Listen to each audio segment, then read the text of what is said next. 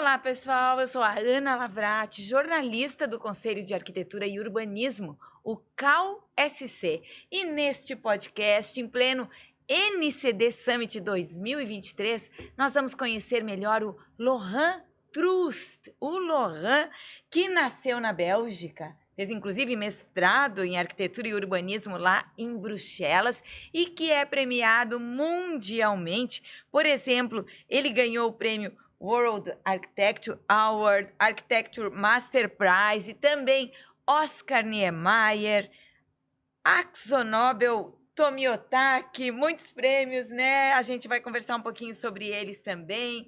Teve um projeto mais recentemente, o seu Casarão da Inovação Cassina ganhou o 9º prêmio Saint-Gobain da Asbea em edificação institucional, além de ser consagrado vencedor da edição.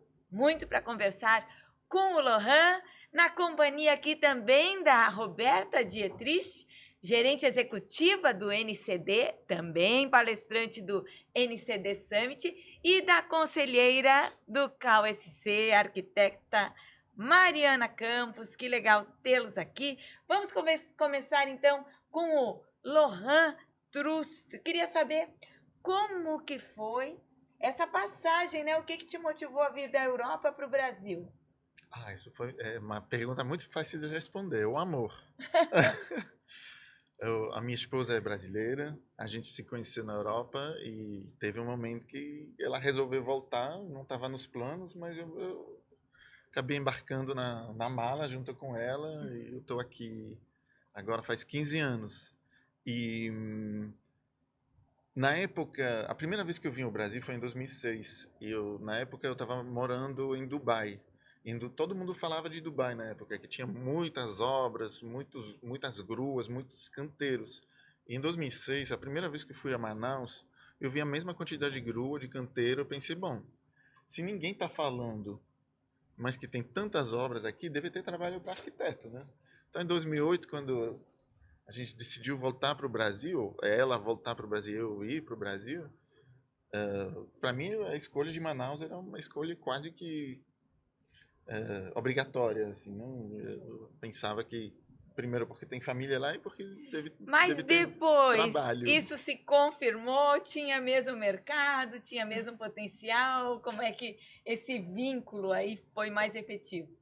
Então demorou muito tempo, né? Eu não vou falar mais do CAL, que a gente está no podcast do CAL, mas eu tive que fazer a revalidação do meu diploma. Demorou 5 anos no total, né? Entre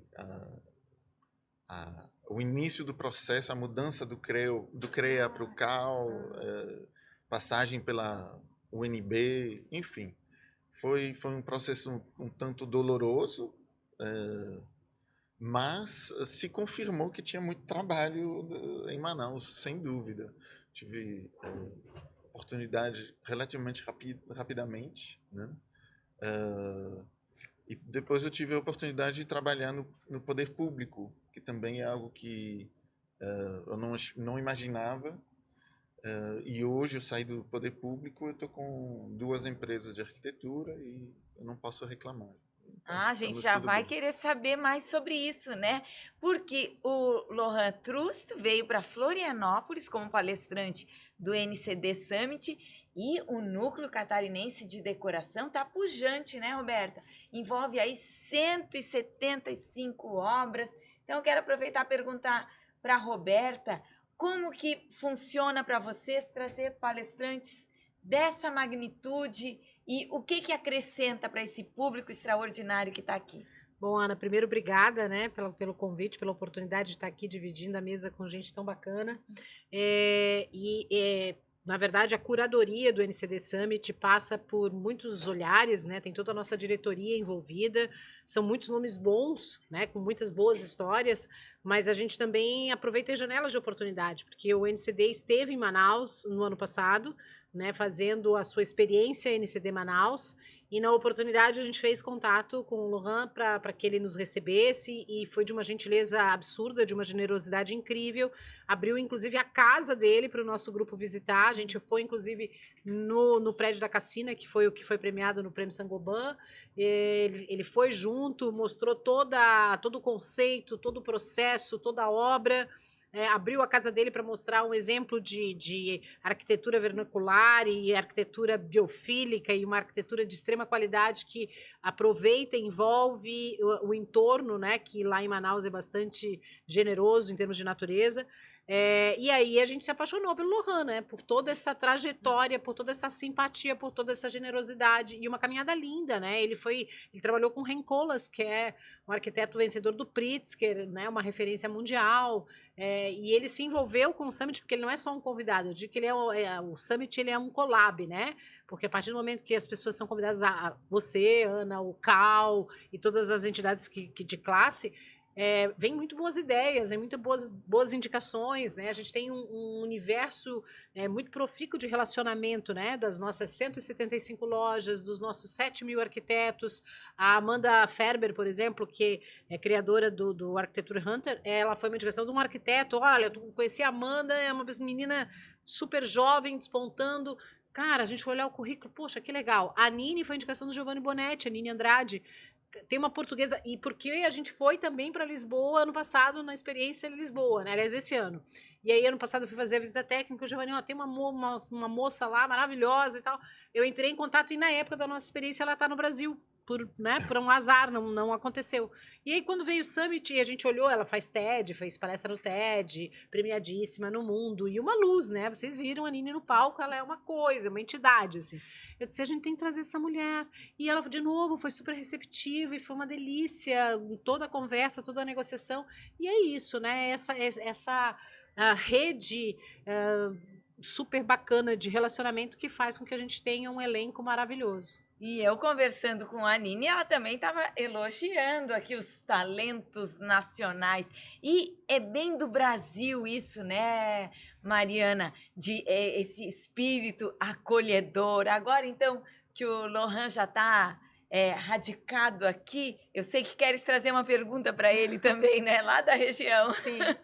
Eu queria saber como é que foi a tua adaptação lá, né? E se você teve algum contato com as culturas que já existiam lá, né? Com as tribos, enfim. Não, sem dúvida, mas Manaus é uma cidade bem grande, né? Uma cidade de 2,2, 2,3 milhões de habitantes, então tem vários tipos de preexistências sociais, né?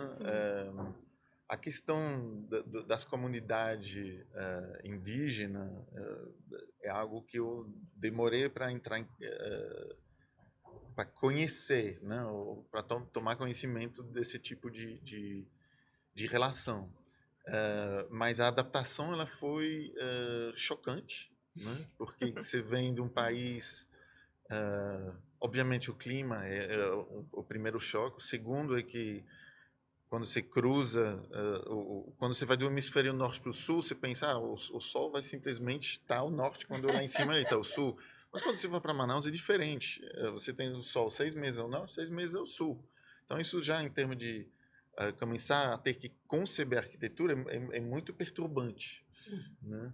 E o segundo ponto, o segundo fato, é que eu não vou dizer que eu estava acostumado, mas eu trabalhei em projeto com orçamento na época de 10 mil euros o metro quadrado. Eu chego em Manaus e um dos primeiros projetos no qual eu tive que trabalhar foi R$ 90 o metro quadrado. Então imagine um pouco a mudança de chip que tem que ter na cabeça. Né? Então isso não foi de um dia para o outro, foi algo muito progressivo. E nesse aspecto, eu acho que o fato de ter demorado 5 anos para revalidar meu diploma me permitiu justamente ter uma fase de adaptação, de pesquisar muito, de me interessar, conhecer a história da arquitetura brasileira, ter que conhecer arquitetos brasileiros, conhecer os métodos construtivos locais, que Manaus não é que nem Floripa, né? É uma ilha, né? Então a gente tem dificuldade de acesso para os materiais de construções também. Então a gente tem uma paleta limitada de fornecedores, né? Então tudo isso é um aprendizado com o decorrer dos anos. Lohan, e a questão da matéria-prima lá, né? Já que às vezes é difícil chegar uma tecnologia, talvez algum eletrodoméstico, mas e a matéria-prima, o que de fato tem lá na região, como que vocês absorvem? Então, inicialmente eu estava pensando que a gente ia ter muita facilidade para trabalhar com madeira, por estar na Amazônia, mas o engraçado é que na Amazônia ninguém quer saber de construção de madeira, tem um preconceito muito grande, até o ponto de ser uma técnica construtiva proibida na maioria dos condomínios, né? Por outro lado, como a gente não tem tantas obras fora de Manaus, a maior parte das obras estão em Manaus, a gente aproveita muito a mão de obra local que acabou se especificando ou se especializando na construção em aço, porque tem muitos galpões construídos devido ao distrito industrial, né, da Zona Franca, e também há de saber que Manaus é um dos maiores polos de estaleiros do Brasil. Então tem muita construção de barco, tudo de aço.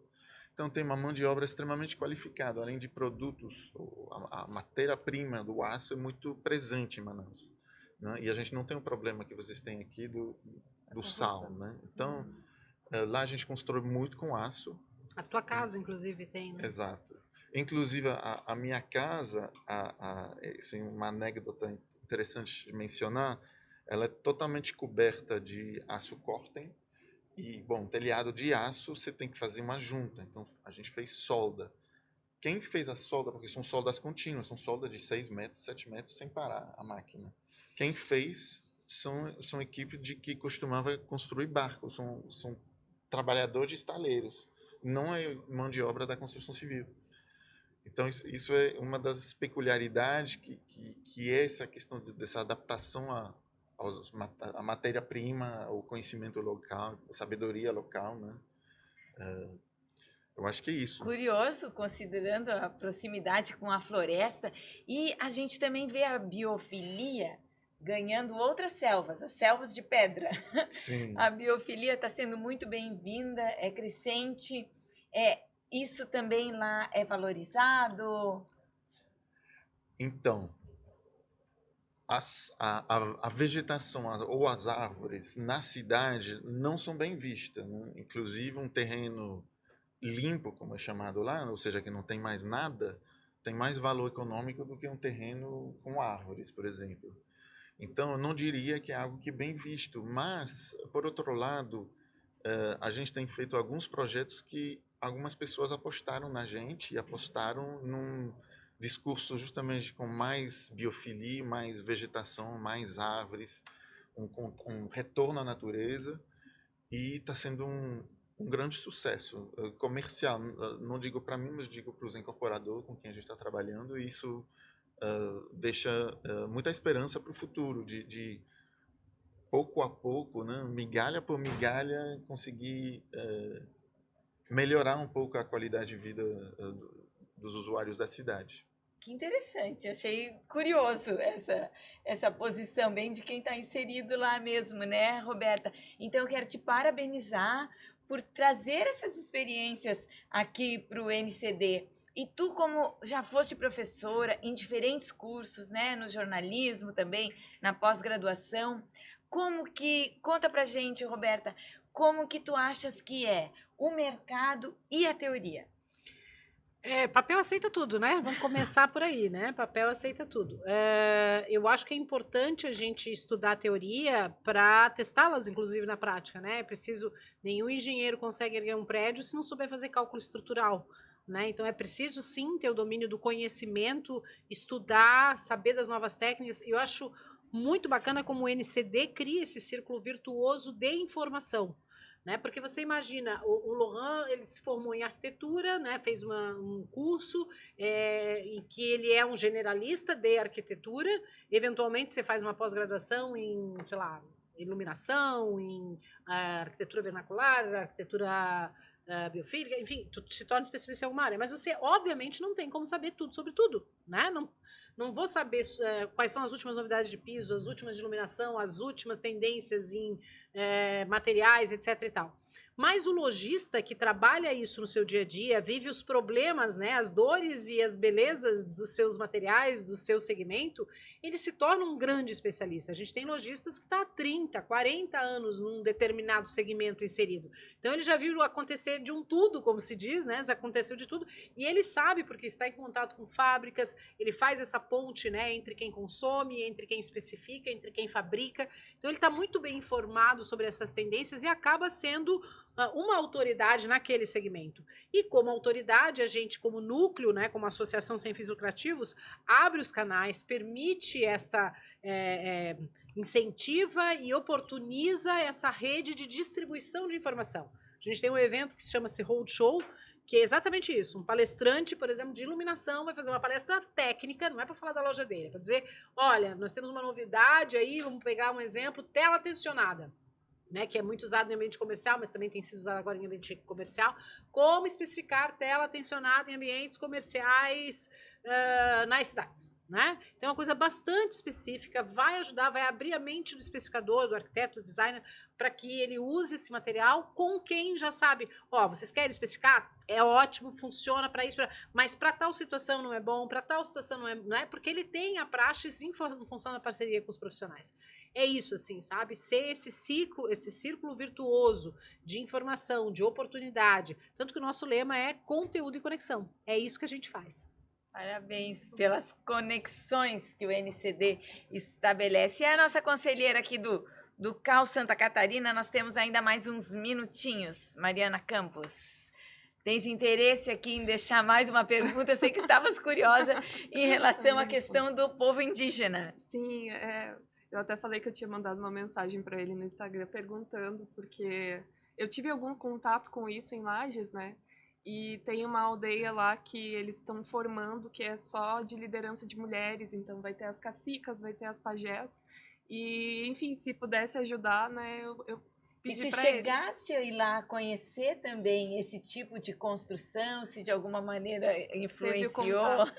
Não, claro, eu tive contato, mas realmente eu acho que é um assunto muito delicado. Eu Sim. prefiro deixar isso para os especialistas. Uhum. Porque a gente também é importante colocar isso, né? Assim como a gente, quando fala de África, a gente pensa, né, em tribos, né? Quando a gente fala de Manaus, a gente pensa em floresta. Sim. Quando alguém da Europa ouve falar em Brasil, pensa em carnaval e pensa em mato, né? Mas Manaus, como ele falou, é uma cidade de 2 milhões e 200. O índio é o povo originário, é uma cultura muito forte que deve estar sendo aproveitada e está conquistando seu lugar, mas necessariamente não traduz Manaus, né? Isso. Manaus, do ponto de vista comercial, é muito forte em função da Zona Franca. É uma cidade multicultural, porque temos belgas, temos pessoas do mundo inteiro que foram para Manaus em função da Zona Franca. Então, assim, essa coisa da cultura, ela está mais no âmbito da tribo, da cultura mais enraizada dos povos originários. Eu acho que a arquitetura do Lohan tem um pouco dessa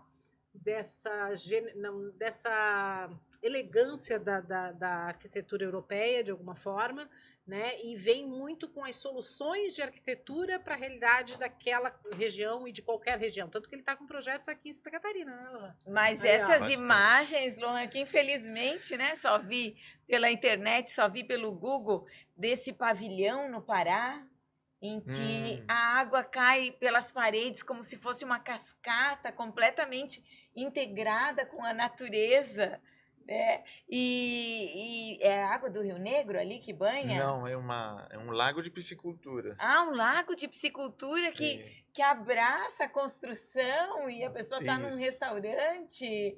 E nesse sentido, assim, como que é esse processo de trazer a natureza e a obra em total harmonia? Então, são várias coisas, né? Eu acho que o que sempre é importante, né, em todos os projetos que a gente faz é a questão da sustentabilidade passiva. Isso quer dizer uma boa implantação, uma implantação inteligente, que vai se proteger do sol, que vai abraçar melhor os ventos, a ventilação cruzada, vai ser algum sistema para quebrar o efeito do sol, que pode ser um brise, pode ser uma vegetação, pode ser o próprio formato da arquitetura que gera sombra, ou pode ser também esse sistema que a gente utiliza muito, que são sistemas de irrigação de telhados, que são sistemas extremamente simples. É basicamente uma mangueira e aquele aspersor de jardim, só que automatizado ou é manual, mas a maioria a gente faz automatizado, e tem sensor ou de calor ou de umidade no ar e dispara automaticamente. E nesses projetos específicos, como aquele que você citou, são lugares onde a gente entende que, além de resfriar a cobertura, o fato de criar uma cachoeira artificial dentro do ambiente, você cria uma reação psicológica, né? De ouvir uma água que cai, você se refresca mais ainda do que se você só tivesse a água correndo e sendo recolhida sem ouvir ela cair, né? Então, a gente acredita muito nessa questão da sustentabilidade passiva, mas que também tem um desdobramento na experiência sensorial, psicológica, né? Mais do que a arquitetura é mais do que só tocar. Eu acho que ela E É no o caso, conforto, né? É no o caso conforto ambiental. dessa obra, né? Tem várias questões que levam a essa decisão, né? Desde aproveitar as janelas de oportunidades que o entorno oferece, o refrescar da obra, né? Porque realmente é uma região muito quente. Eu passei muito calor em Manaus, muito calor. E eu né, gosto do frio, né? Eu me adaptaria muito bem na Bélgica, por exemplo. São soluções arquitetônicas de inteligentes, né? Exatamente, né? É aquilo que a gente tenta na arquitetura e trazendo ao longo do tempo ainda mais a relação que está acontecendo com o aquecimento global, com esse aspecto de sustentabilidade, né? Uhum. Então, Que não é mais conversa, né, gente? É preciso 58 graus implantar. nos Estados Unidos, Uhum. 54 graus na Itália no último verão. Passou da hora de a gente olhar para isso. E eu fiquei imaginando a sonoridade também, né? Tem uma música, uma sinfonia ali da natureza, mas são assim apenas umas pinceladas desse grandioso trabalho, desse lindo, dessa linda referência que o Lohan trouxe aqui para nossa região norte do Brasil. Quero te parabenizar. Muito obrigada por estar com a gente Obrigado aqui pelo convite. no E a podcast oportunidade. do NCD Summit. Obrigada também, Roberta Dietrich, por ter saído aí da correria dos bastidores, se juntar Adoro. à nossa mesa redonda aqui no podcast. E a conselheira do CAL Santa Catarina, Mariana Campos, que vieram Obrigada. trazer um pouco mais de conteúdo aqui nos podcasts do NCD Summit 2023.